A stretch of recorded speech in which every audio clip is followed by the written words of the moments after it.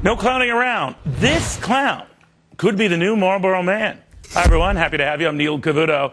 And the food police are launching a supersized Big Mac attack. Lawyers now trying to make big food into the new big tobacco. Their pitch to several state AGs: go after big food because it's making people fat. And go after some fat green to pay for obesity-related healthcare costs. We're talking potentially hundreds of billions served, not fries, dollars. Charles Payne saying that this is a little bit too much to stomach. We're joined, glad to have this fellow back, Ben Stein, Dagan McDowell, Adam Lashinsky, Charlie Gasparino. So Charles Payne, what do you make of this? What I make of it, you have so many things at work here. The main thing I make of it is what's been pretty clear over the last 5 years. Redistribution of accountability.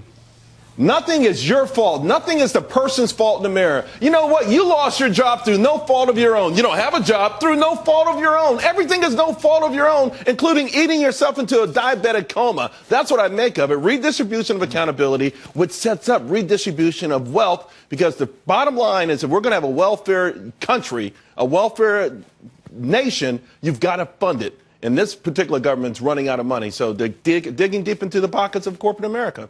You seem upset. I am upset. This is ridiculous. Dagan.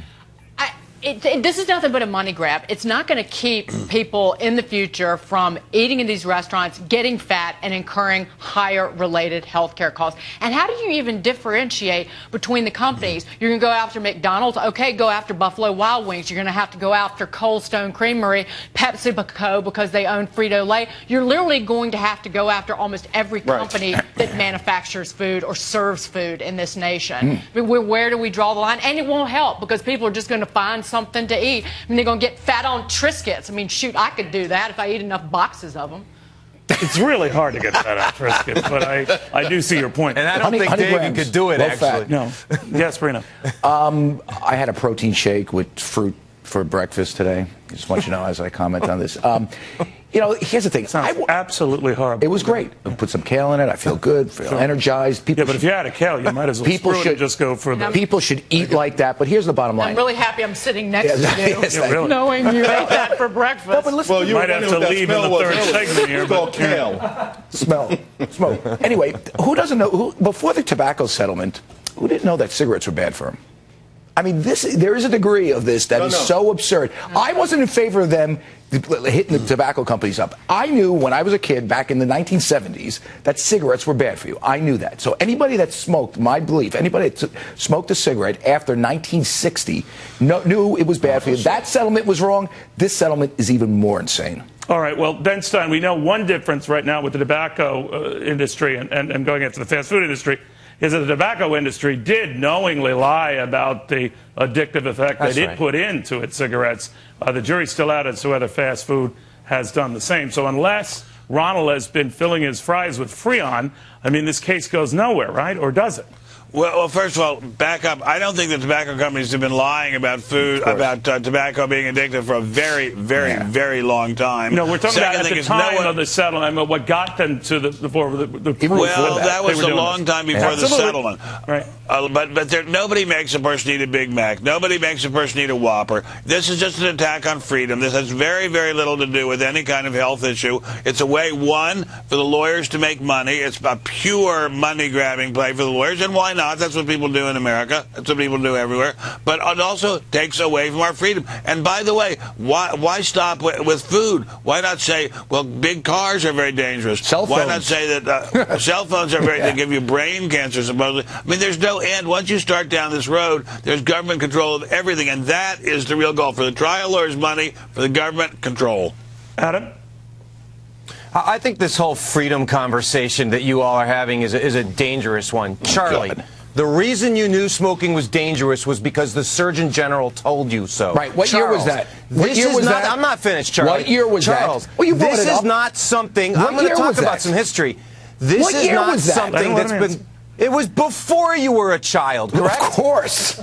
Of course. So that's my point. And nobody knew smoking was bad for them? My other point is, Neil, My other point, Neil, is that Charles wants to, he said, this has been going on for the last 5 years. He wants to equate that with the Obama administration. I get that. But these sorts of things have been going on, number one, since long before the Obama administration. Number two, this is a bunch of lawyers. I mean, I think it's a bad idea. The huge supporters of the president. Obama doing it. Well, Ben Stein is a lawyer, and he's not such a duplicitous worm. So you're lumping all lawyers. By the way, the trial lumping all lawyers. I haven't practiced for a very long time. Yeah, and the trial bar is not everybody's But I think lawyer. Charles Payne hit on the very big picture issue going on here. Personal responsibility. That's out the window. That's not a political statement. That's not a anti-Obama statement, just as it wouldn't be an anti-Bush statement. It's just that now if you have a problem, it's not your fault. We do keep hearing more and more. Almost every week, whatever we hear, we're talking about that's in the news, the common thread is that somehow a person is a victim. Right. So even with the minimum wage debate, what we don't talk about is how does someone get into a position to be an adult and only have skills to work minimum wage? What did they do to hurt themselves, to harm themselves? But they're always the victim. Everybody's always the victim. But this is a political.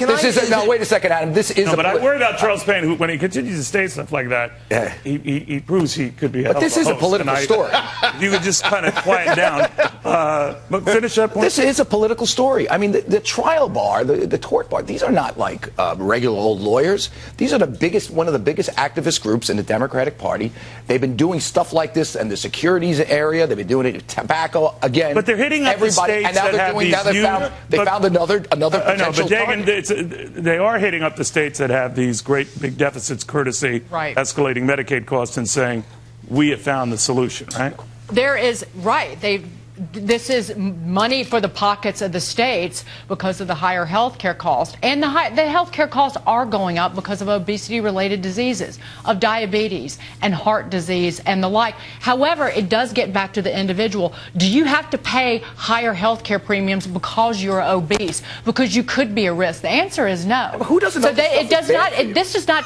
This is the problem. No, this isn't bad for you. I know, but the problem is people are not paying the price. They don't pay the price. About that, Adam?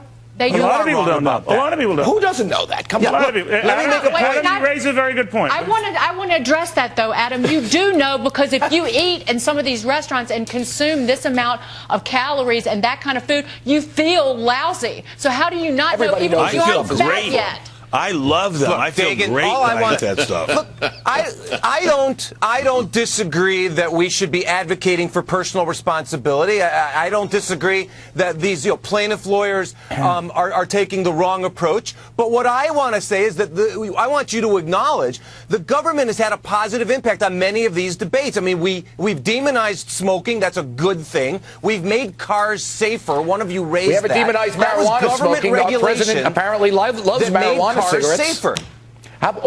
We've demonized smoking. We demonized tobacco smoking, but we're not demonizing marijuana usage. What do you think about marijuana usage? Charlie, we have lowered the incidence of lung cancer have we demonized marijuana? That's a vicious cycle right there. Right. Because the more you have pot, the hungrier you are, the more you go. Go to McDonald's. That's it. Compound the illness. Does the president know this? Stein, where do you think this is going? Let's say the fast food guys are afraid enough to cough up and do something, settle in one way, shape, or form, much as the tobacco industry did. And I'm wondering what would happen then?